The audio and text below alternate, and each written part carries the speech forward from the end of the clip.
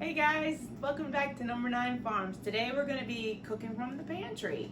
So I came down here to go ahead and get some of the things we'll need for tonight's dinner.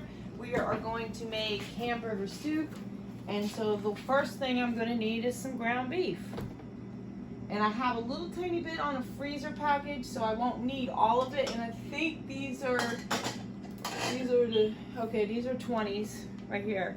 So I'm getting 2 jars of tomatoes. Wow. And let's see what else I'm gonna need tonight. Oh, some potatoes. 2 jars of potatoes. And those are delicious. Let's see, I have corn upstairs. Oh, I'm definitely gonna be needing the succotash. Oh yeah. Probably 2 jars. And no beans tonight in this one. Oh, the carrots. Yes, some carrots. So it's so funny because it's like I do Snapchats for my family, and they always love it. It's in the back. 1 box Yeah, over. no, I'm thinking of other things talking here.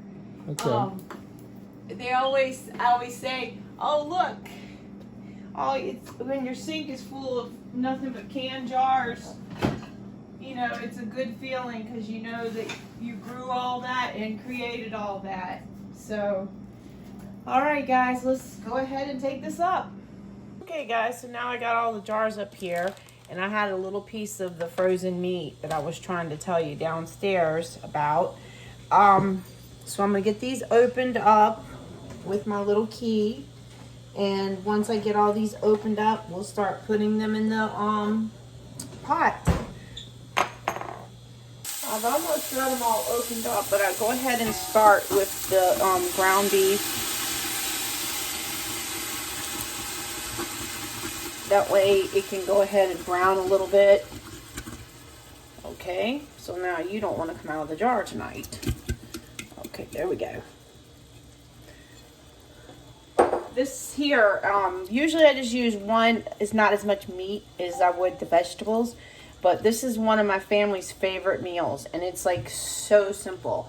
And my grandma used to make this whole, this was one of her specialties, and they owned a hardware store, and she would bring down the hamburger stew to the hardware store, and everybody who worked there, and this is back in the 70s and 80s, when everybody would a lot more people worked there than sometimes you go to the hardware store today and there might be 1 or 2 people working because there's not as much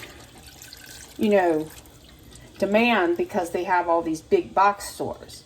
So, and because of that, all the mom and pops suffered. So once the big place like Builders Discount, Builders Square, all those things came in, it was a struggle for the hardware store to stay alive. So, but my grandma used to bring this in, and we all used to eat it there in the shop. And my dad, he worked on lawnmowers too, and when he wasn't on the floor helping.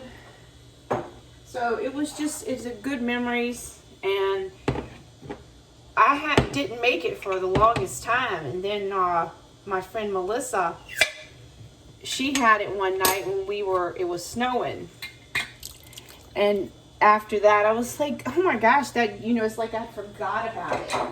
And this is probably back in about 1999 or something that I had it. So all those years that I didn't make it,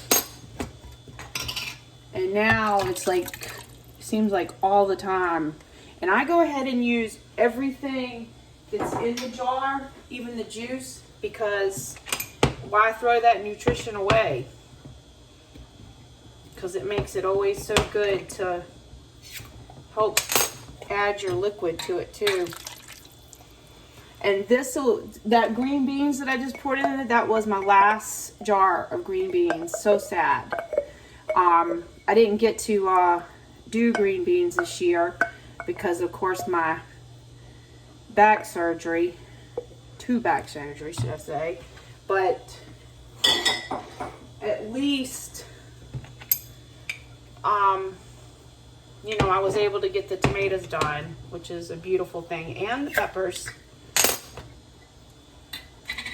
And this was our succotash that we did. That was in one of the videos from the summertime. And then for like spices, I'll throw in some bay leaves. And if I need some more carrots or something, or more potatoes, I'll run down and get some more of that. But like I said, this is an absolutely delicious. So I'm gonna go ahead and use some of that parsley that I got from Azure. You can't go overboard, should I say, on the spices. If it's not, you know, have that, not hot spicy, but if it doesn't have that great flavorful amount of spices in it, then my kids are like, it's bland. My boys, they keep me straight. This is called the Spice of Life. This is one that my friends, one of my friends from one of the shows, she makes, but they don't like sell it or anything. She just has brought it to us so many times. And Colby loves it so much. One of the shows he went to with me, he saw them and he said, do you got any more of that Spice of Life? And they brought it back to the show the next day and gave Colby like a huge bag of it. And what it is, they just take a lot of things that they dehydrate from their, this is the Primo Italiano from Hamtown Spicery.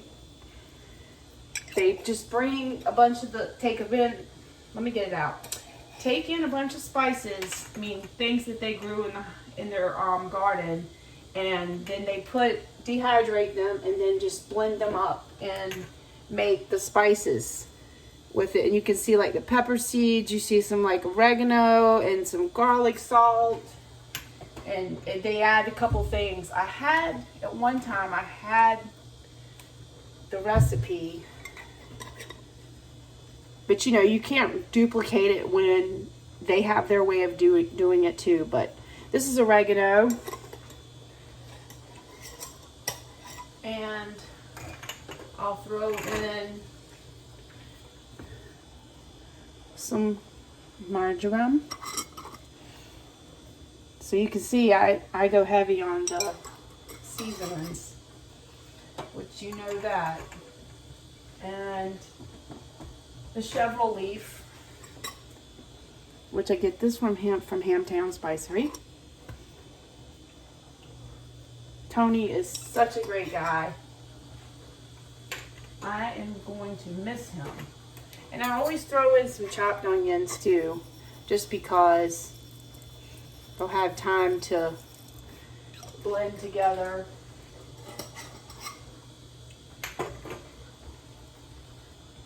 And then I go ahead and stir this in, and I'll put some salt and pepper in it too as it starts to cook. Warm up. But I'm telling you, now if I'm gonna probably go back down and add another jar of potatoes because they love the potatoes anyway, and I will probably add another jar of tomatoes because I've got to fill this up. Plus I'm gonna add some corn. But only thing I had down there was the corn that is what sometimes people call it like the milk of corn, cream of corn, but it's basically where when you shuck it off the ears, it creates like a milk to it. And I use that for some of my casseroles that I do. So I don't want to use this, so I'm opening up a can of regular old canned corn. And I probably told y'all this story before, but my neighbor, she works for the food bank. And things that are out of date, they cannot take. I don't know if a lot of people know that or anything, but she says they can't give it away or anything. But what she does is she says, well, I'm just going to bring it home for you so you can, give it to the chickens. But things like this canned corn, there's nothing wrong with this canned corn. It's so what if it's out of date? It hasn't gone bad. It's not puffy or anything like that. So I make sure to go ahead and use it up. But the only thing I find that does not do well is like tomato stuff, like tomato soup, anything tomato based. And years ago, my friend used to work at Pizza Hut, and she used to say that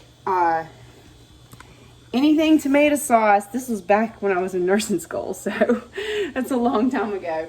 But she used to say, don't use anything with tomatoes once they get old, because it has that bitter, soury, kind of like fermented taste to it, but it'll upset your stomach. So we never use anything like that. But when I was in my acidified foods class, they said anything hermetically sealed will last indefinitely if they just can't guarantee the taste. So we're going with that rule. I decided I was going to add in a can of peas too, because sometimes I'll even use frozen peas. But now we're starting to really fill up on here. Let me show you. See there? Looking good, looking good. And I'll add that pepper now. Don't you need a guinea pig? Not yet. Just wanted to show you all the empty jars. Bruce made the comment. He said, now that's how you cook dinner. Using up another one of those 2020 tomatoes. Smells so good. It just smells just like summer right in a jar. Alright, so now I'm going to go ahead and add that pepper in. And if you don't want to add this, you don't have to. It's just my boys like a little something with a kick to it too. And sometimes I even add in the cayenne red pepper also. And let's see, what else is it that I add? Garlic powder. I'm almost forgetting that. Okay, so I don't have the garlic powder. Yeah, I do. I was thinking I didn't have it in the little jars, because I have a lot of things that are in big jars. And sometimes I go ahead and just throw in a couple garlic cloves too. So like I said, you can't go wrong with this. This is just a simple, easy, every one of your little canned goods type thing. A lot of things that we would can. So, and look, you can see how yummy it looks. Oh, I splashed. But there's another little funny story. So I used to clean cottages, and when I would clean the cottages, I did the kitchens. So when I would get in there, and there would be just splash everywhere on the back of these splash guards in the back of your kitchen. And I used to think, oh my goodness, what are they cooking that would cause this much splash? And I'm like, don't get any splashes on the back of the backsplash, guys, when they're souping up. And then it would, sorry about that. What was it? Okay, so then I'd open up the oven. And when I opened up the oven, I'm not joking you. You would have thought, well, I'm on vacation. I don't have to do anything but let my food boil over. And I would be down there scrubbing and scrubbing. So that's why I made the comment about don't splash everywhere. So, but anyways, I'm gonna go ahead and let this cook and put a lid on it now and let it get nice and warm. And as soon as the boys, when they get home and they see this, they're gonna be, Oh yeah. I'm gonna go ahead and add those bay leaves in now. And I just throw in about, I don't know, 4 or 5. I'm free with those too. And I've always told them that it was good luck to get the bay leaf. That's just something I was told when I was a kid. That it's good luck to get the bay leaf in your dish. So, anyways, now I'm getting ready to separate all these peppers out because I know exactly what they are, so I can get dehydrating them, and he can process some too. So I did several of these too. Wow. Add it. You can just hang these up in your kitchen. Guys, I wanted to show you how beautiful these poblanos are. Just absolutely beautiful. And this is one of the blacked peppers, which is a sweet pepper. So, and then I've got the more of the poblanos, and when they become, they're anchos. So, and this is actually a banana pepper that has turned red. And there's lots of habaneros, lots and lots of habaneros. Every time I say, I'm not growing any more habaneros this year, we don't need any more habaneros, Bruce says, oh no, go ahead and plant some. And these are the peach ghost, which is the boot jaloka. And those I dehydrate. And this is a regular ghost right here. So let's see what a regular ghost that's still green.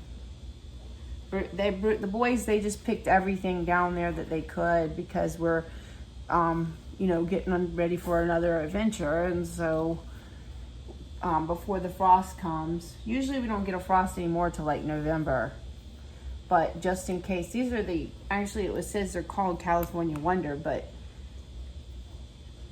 that was not what I had in my mind why they came out like that. But they are sweet.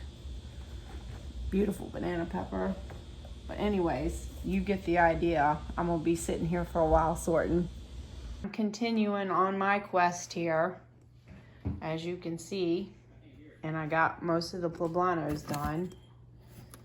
So, well, Bruce. Oh my gosh.